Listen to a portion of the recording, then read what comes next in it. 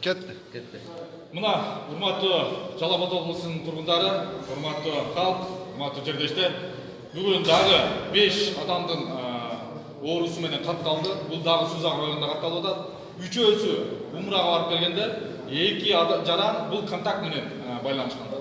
Бул жерде Атабеков айыл өкмөтүнөн, Сузак айыл өкмөтүнүн достук айылынан жана Кызыл Туудан Бостон ушул айылдардан катталды.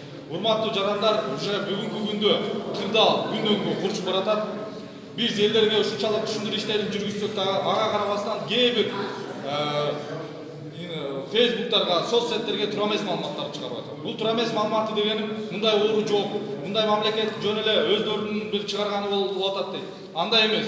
Бүгүнкү күндө биз тамак аш жайлардын бардыгын жаптык. Тамак берүүчү жерлер толугу менен жабылды. Жөнөкөй кийим кече саткан жерлер толугу менен жабылды. Бүгүнкү күндө транспорт чоң каттамдардын бардыгын жаап атабыз. Алдар дагы жабылды, мына шаардын ичиндеги. Мунун жапканыбыздын биздин мамлекетке, экономикасына терс таасирин берет. Бирок ага карабастан биз жапканга мажбур болуп атабыз. Себеби бул оору таркап кете турган болсо, биз азыркы мына Европада болуп аткандан андан бетер болобуз. Эл бүгүнкү күндө бизге ишенбей атат, бул оору жок деп. Андай эмес, урматтуу туугандар. Оору толук кандуу бар. Оору бүгүнкү күндө мына 5 адамга кошулду. Контакт бүгүнкү күндө 2000ден ашып кетти. Ар бир ооруган адамдар менен сүйлөшүп контактты сурасак, бир адам 300 адамга чейин контакт кылган. Ошол ооруган адам 300 адамга чейин контакт кылып атат. Ал эми ошол жуктурган адам андан ары ар бири 300дөн. Бул деген эң коркунучтуу абалга жаратып атат.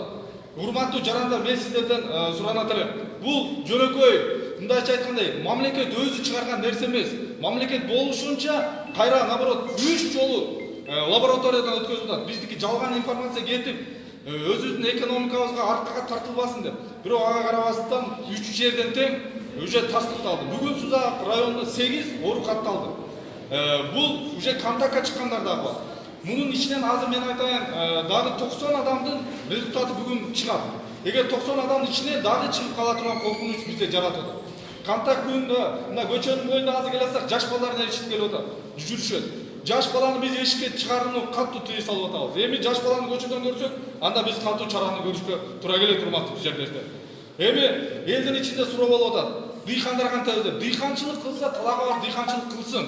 Бирок жаш баланы эшип алып, шаардын ортосунда тегеренип жүргөн бул дыйканчылык эмес. Продуктар питания, тамак аш сатылган магазиндердин бардыгы толук кандуу иштейт. Бирок ошол жерге дагы балаңарды эшиктеп келип, же болбосо ошол продукттар кылганга дагы бир баланы эшиктеп келип зарылбы? Мен таң калам. 3-3төн элчишип алып, жетелешип алып жүрүп, баягындай тамак аш сатып алыш ушунчалык зарылбы? Мына бүгүнкү күндө бет каптар аз келип атат. Чынын аны моюнга алабыз. Бирок ошол бет капты 3төн гана сатылып атат. Нема аптекаларында.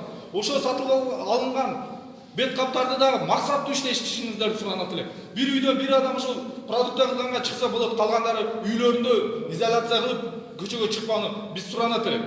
Буну бардыгыбыз биргеликте аракетибизди жасашыбыз керек, урматтуу жарандар. Азыр кээ бирлер ишенбейт, ал ишенбөөчүлүктөн алыс болуңуздар. Эми мындайча айтканда, бүгүндөн баштап азыр дагы биз бүт укук көрүү органдары чогулуп атабыз. Сузак районунун 5 бурчунда бул оору катталды. Демек бул Жалал Абад шаары Сузак районунда өтө кооптулукту жаратып атат.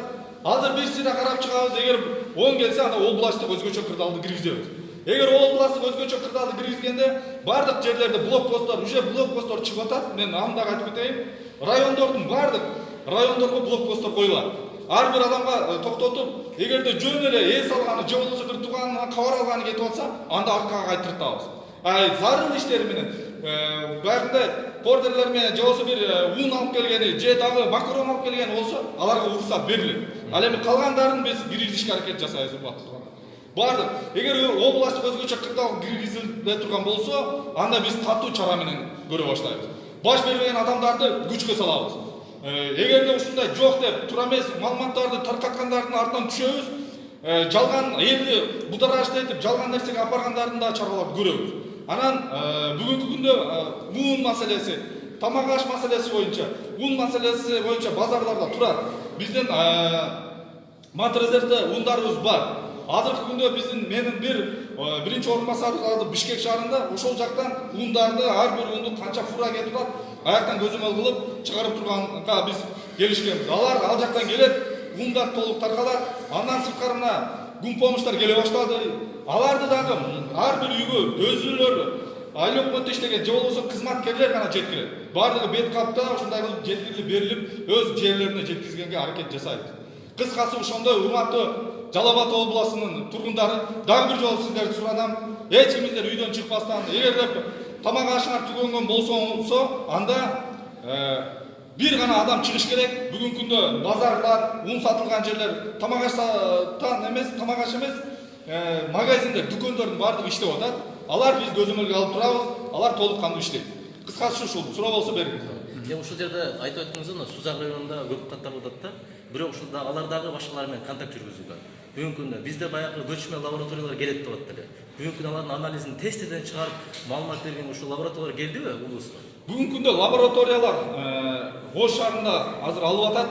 Берки лабораториянын бир-эки немеси менен турабыз. Бирок биз лабораториядан чыккандан кийин дагы муну 3 жолу лаборатория Бишкек шаарына дагы жөнөтүлөт. Тастыктап ушул может жалган чыгып калып, тура эмес чыгып калган болбош үчүн кайра Бишкек шаарына жөнөтүлүп атат. Бишкек шаарынан качан Бишкек шаарынын лабораториясынан да кут ошондой анализ менен чыга турган болсо, анда биз ошондон кийин гана ушунча адам катталды деп каттап атабыз. Кайсыл айылдарда экенин так айтып коесузбу? Бүгүнкү күндө Сузак районунун бүгүн азыркы биз чектөөгө алган айылдан бар. Атабеков айыл өкмөтүнөн бири жаран катталды. Достук айылынан, Сузак айыл өкмөтүнүн Достук айылынан. Мындайча айтканда, азыр эми бүт жактан чыгып атат. Эми кандай кылып курчок алабыз, кандай кылып элди киргизебиз, аны азыр укук көргөндөр менен сүйлөшүп атабыз. Же болбосо эгерде шаардын бүт тегереги болсо, же область деңгээлде өзгөчө кырдаал киргизебизби, аны макулдашып тез арада ичинде чечим кабыл алабыз. Бирок ага карабастан бүгүн блокпосттор уже коюлуп атат. Элдерге жергиликтүү бийлик айттык, түшүндүрүштөрдү тез аранын ичинде жүргүзгүлө, түшүндүрүштөр. Ошонун негизинде элдерди үйлөрүнө киргизип, сыртка чыгарганын аракеттери жүрүп жатат. Бул жаңы катталгандар контакт болгондорбу же кичи ажылык баргандар? Булардын ичинен 2 адам контакт менен болуп атат, 3-өө кичи ажылыкка баргандар болуп атат. Уже бүгүнкү күндө уже контакт менен болгондордун результаттары чыга баштаган, ошолор дагы ооруга чалдыккандары аныктала баштады. Бизден контакт болгондор экөө. Бизден контакт болгон экөө. Бирөө кичи ажылык барган. Ошондо жо 5 катталды. 5-онун 3-өө кичи ажылыкка барган, экөө контакт барган. Ал эми буга чейин 3-өө болгон, азыр 8 болуп атат. Бул биз жөнөткөн 130 немени жөнөткөнбүз. Анализ жөнөткөнбүз. Анын ичинен 40-нан 5 чыгат. Дагы 90 адамдын немесин күтүп турабыз. Бул кече ноокаттыктарга байланыштуу эмеспи? Кече ноокаттан кийинки случайда областта да 9 болду дедиле. Алар кандай болуп атат? Ноокаттыкына биз Ош областы боюнча менде маалыматым жок экен. Жок, ошолор менен чогуу келген Жалал Абад облусунун тургундары боюнча. Бүгүнкү күндө бизде ошо кече ажылыктан биринчи 3 адам катталбады. Ошондон бизде Жалал Абад областынан 51 адам барып келген болот. Ошонун ичиндегилер, ошондо бир самолетте келгендер болуп атат да. Ошол бир самолет, бир рейсте келгендердин ичинен уже оору чыгып атат. Алар келип туруп контактты жүргүзүп атат дагы. Бүгүнкү күндө Сузак районунун тегерегинде уже чыга баштады. Ошо кече ноокаттан келгендерден